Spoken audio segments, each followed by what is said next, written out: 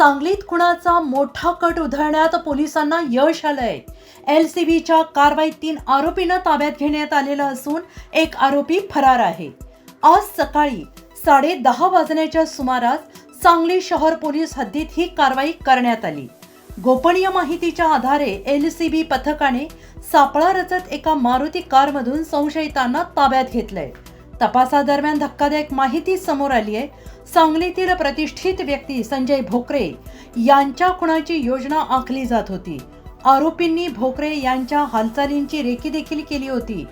विशेषतः ते दर शुक्रवारी संध्याकाळी त्यांच्या कार्यालयात जात असताना हल्ला करण्याचा प्लॅन होता। पोलिसांनी आरोपींकडून 2 परदेशी बनावटीची पिस्तुले, 4 जिवंत काडतुसे, एक मोठा चाकू, मारुती कार जप्त केली।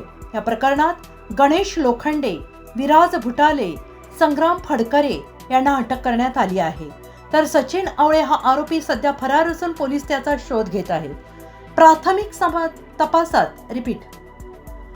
प्राथमिक तपासात जमिनीच्या व्यवहारातून निर्माण झालेल्या वादातून आणि आर्थिक फायद्यासाठी हा कट रचल्याचं समोर आलंय।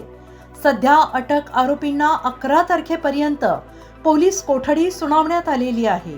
या कटामागे आणखीन कोणी आहे का याचा तपास पोलीस करत आहेत। काल आपल्याकडे 10:30 वाजता 8 तारखेला सांगली शहर पोलीस स्टेशनला 200/26 हा आपण CR नोंद केलेला आहे। याच्यामध्ये कलम 62 BNS 340 आणि 3(5) त्याचप्रमाणे आर्म ॲक्ट 3(4)25 आणि MB ॲक्ट 192 हे सेक्शन्स आहेत।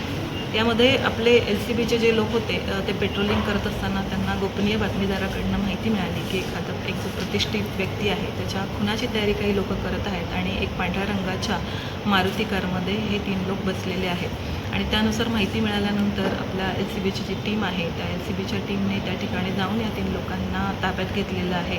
आणि त्यांच्याकडे विचारपूस करता असं समजलं की सांगली शहरामधले जे प्रतिष्ठित संजय भोकरे आहेत त्यांच्या खुनाची तयारी हे लोक करत होते। आणि या लोकांकडनं आपण जवळजवळ 2 देशी बनावटीचे पिस्तूल आणि 4 जिवंत काडतुस, त्याचप्रमाणे एक मोठा चाकू आणि मारुती कार अशा प्रकारचं मुद्देमाल आपण जप्त केलेला आहे।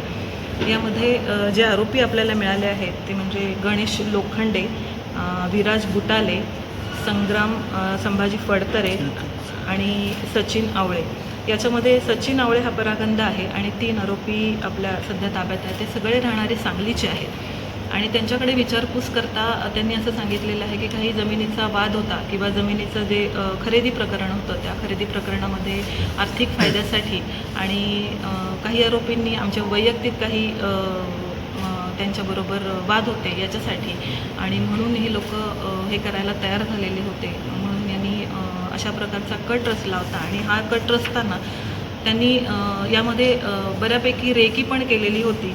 एक साधारणतः हे जे आपले संजय भोकरे जे आहेत हे दैनिक जनप्रवास या त्यांचं ते वर्तमानपत्र आहे आणि या वर्तमानपत्राचं त्यांचं जे ऑफिस आहे या ठिकाणी दर शुक्रवारी संध्याकाळी जात असतात। आणि या संध्याकाळच्या जायच्या वेळेला या तिघांनी पण या प्रकरणामध्ये रेकी केलेली होती की आपल्याला साधारणतः ते येताना किंवा जाताना कशा प्रकारे जाता येईल आणि कशा प्रकारे आपल्याला यांना ठार मारण्याची जी योजना आहे ती अंमलात आणण्यात येईल। म्हणून यांनी जी रेकी केलेली होती त्या दृष्टिकोनातून ते तयारीत होते की त्यांचा हा प्लॅन शुक्रवारी आपण जो करणार आहोत तो सक्सेस व्हावा।